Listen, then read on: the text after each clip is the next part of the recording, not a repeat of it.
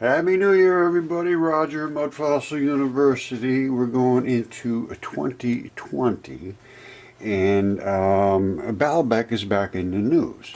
Now, what are we talking about here? The pregnant lady stone, pregnant woman, or whatever they call it, but it's a gigantic stone, you can see obviously. Now, what I want you to take away from this is that's a natural stone.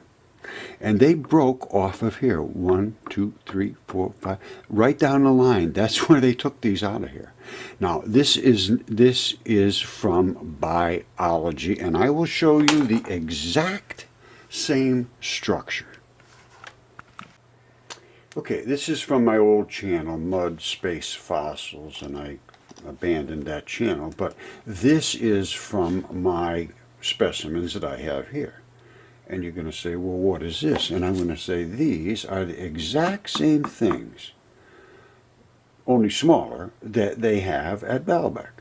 And they come in these exact same blocks, just exactly identical to Baalbek. And what are they, Roger? Well, they are tendon straps, tendon fibrils. And let's follow this through now. To block the light coming in from this. I'm just going to turn this off and speak to it myself. Now, I'm pointing to all of this gooey stuff. It's literally glue, and it glues to the fibrils. And it's a very gummy, gooey, wet, bloody gum. It's a gum that attaches to these just as flat as a pancake.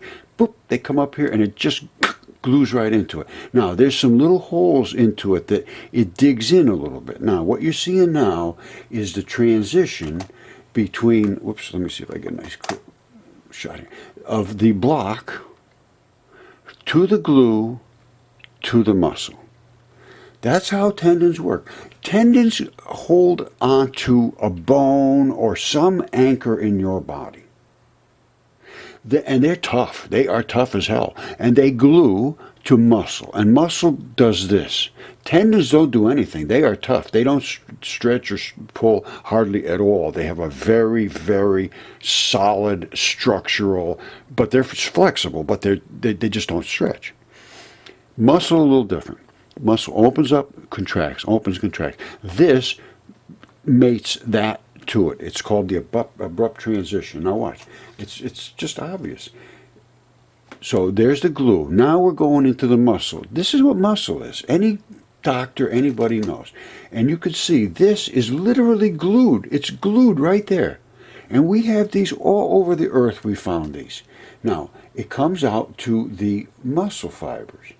And the muscle fibers have, flesh in between them, and then they have structural bits and pieces. Now, I'm trying to focus that in. This was a long time ago. I did this 4 or 5 years ago. Now, it comes out further, and we find the abrupt transitions start to show up, which this is one of them right here. Now, what happens there is the structural integrity of this fibrous mat here, where it attaches and glues to the tendon, is stepping down in fibrousness and in structural integrity, so that it can collapse and pull and be gummier. It still has these white fibrous lines running through, because those are the structural components. Now, that's an abrupt transition. There was the other abrupt transition. These are the holes that service it with blood. There's no magic here. And that's it. I don't know what else I can say. And the crazy thing is, the reason I was doing this is because it is identical to Comet 67P. You see, this is Comet 67. Or everything in space is made out of meat too. I don't care what anybody says, because I studied it. I know what I'm talking about. You show me something came out of space is not made out of meat, I would love to see it. Because if you show me an iron meteorite, I will say this. You will say, oh no, Roger, there's an iron meteorite. That is not meat. And I will say, no, you are wrong. That is a lung. And the reason it is iron now is because it's smelted coming through space and all the red blood smelted out. This is not one that came through space, but it is architecturally, anatomically, biologically identical. However, it did not smelt. That went through a foundry, which is called the reentry of space, scrubbed it and literally boiled off all the volatile organic compounds. Right, all your water and your vapor and your oils and every type of weak attached molecule. And what happens? The blood, which is iron, remained. And then you say, oh no, Roger, there's no blood in that iron meteorite. And then I say, oh yes, there is. If you cut it open, you will find red blood, which is the arterial side, and you will find in mud fossils, they're black, but is blue in the body. It's the deoxygenated blood, this Fe2O2, that is Fe2O3. Fe is iron. It's iron. The reason it's crystallized in here because there's impurities in here. It's not 100% iron, obviously, but it smelts to a high concentration of iron, and it's strictly due to boiling off and burning off all of the volatile organic compounds. Space smells like steak.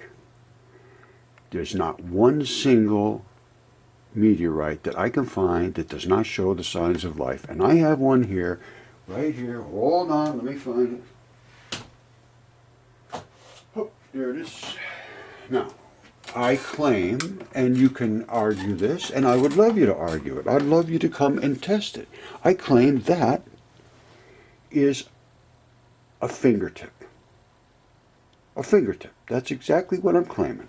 And you see these blistered off spots of black and swished off like that. I am also claiming this came through space. And I am also claiming it burnt off and boiled off the identical same thing that we just saw Comet 67P. That is what Comet 67P is.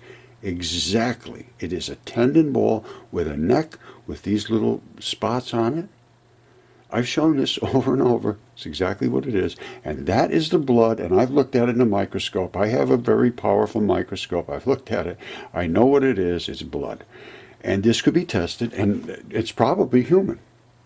Because every single thing that I have, well, not everything, but the ones that I had tested that I suspected were human are human. And this, I will show you a little, let's take another little closer look at why I say this could very well be human and still came through space. All right? Because of this. All right? These are the ones I found here. Right on my own property. You see that? That's the same as this right here. That is the same, literally the same fingertip. Just bigger. All right? This one, the blood blew out this side. This one didn't blow out because it just didn't have the blood went the other direction. This one was loaded with blood and blew out. This one, the blood ran up the other direction out of the hand and didn't blow out. However, the mate to this that was on the other side, see, blood will run one direction from one side and out the other side, whichever is lower, and this was lower. All right? This in the hand that I have. And I have the palm, I have the whole shooting match. I have all of the bones of this guy is in the ground. I've got a bunch of them in the ground. And I'm not digging them up. That's the distal phalanges bone silhouette, they call it. You see that black? I hope you can see that. Now, that's the vein. The vein does not blow out. You see that? The veins do not blow out. The artery side does. You see, this was on the low end, and the blood drained down and out because these are weak spots. Any anatomist, any autopsy guy, who goes out and does coroner, and they understand this fully. Now, you see this side? Watch. Here's another one I got over here. Hold on. All right, here's another one. It's exactly the same as that. Same thing. All right, you see that? That's the same basic situation. This side did not blow out. You see it? You can even see the same look to it, everything. You see there's the vein holes that don't blow out. There's that little hook. This side blows out. You see, there's the blood right there. Blew right out, and the tip blows out. And that's what happened over here, because it's red and it's volatile. Right? It's time to look at this stuff. This could be tested. No reason it can't be tested. Somebody won't test this. I'm not going to do it anymore. I spent a ton of money. I had 3 DNA tests done. So, somebody else do it. This was DNA tested. No question, 100% human. And this came out of the same hole with the other hand, the palm that is there. The whole palm is there. And knuckles and all kinds of stuff. And this right here, I also had DNA tested. I'm not doing it anymore. I'm done with doing the testing. So having somebody else do it. They're supposed to be the ones making all these statements about history. Well, let them prove it, because I've proven they're wrong. And that's a human lung. DNA tested, depression of the heart, left human lung. That's where I took the blood out of, right deep inside of there. Which is there's a red flap there, saturated with blood. And they're all flat because it was in the Great Flood. Now, I've done this over and over and over and over and over, and it's been 5 years. Well, it's 8 years going on now. But 5 years I've been really pushing this, and I don't know how much pushier I can get. It starts getting, people get ugly. They don't, this guy keeps running his mouth. Well, yeah, I'm going to keep running my mouth until people open your ears, open your eyes, think, respond, react, confront me. I'm ready. I have no issues with that whatsoever. All right, here's my lab report. 3 DNA tests. This goes back to 6 of 2015. It's 4 years ago plus. Now, here we got 3 different tests, and I also had an anatomist look at the same things, and he said absolutely, no question.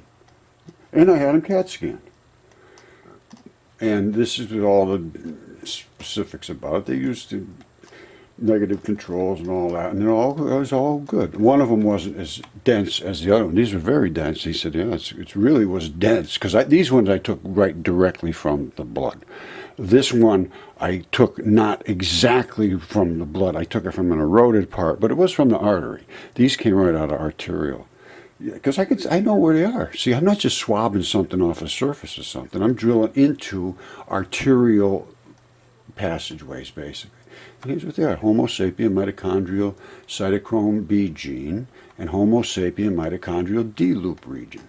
That's what they tested for. And that proves they are maternal DNA. Now, there's DNA of 2 different types. There's nucleic DNA and there's maternal DNA.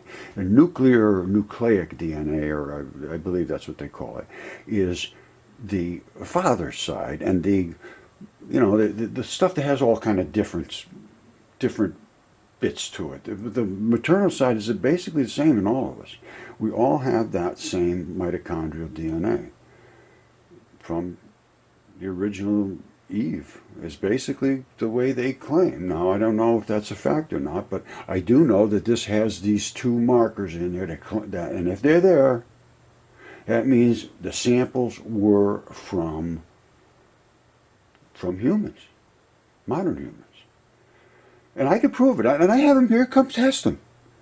If that's all, if they claim they know that, well, then it's your job to dispute and deny what I'm saying, because I have so much evidence that it's absolutely sickening that they can just deny that. That is a bone, and that's the only bit of bone left in it, because it's a mud fossil bone. See, that's it. All the rest has transitioned into soft tissue. Now they call it rock. Oh, it's just a rock. It is not just a rock. No way in the world is it just a rock. And no way in the world is that just a rock. That's the fascia that coats the muscle, and that, my friend, is the muscle. And that is a heart.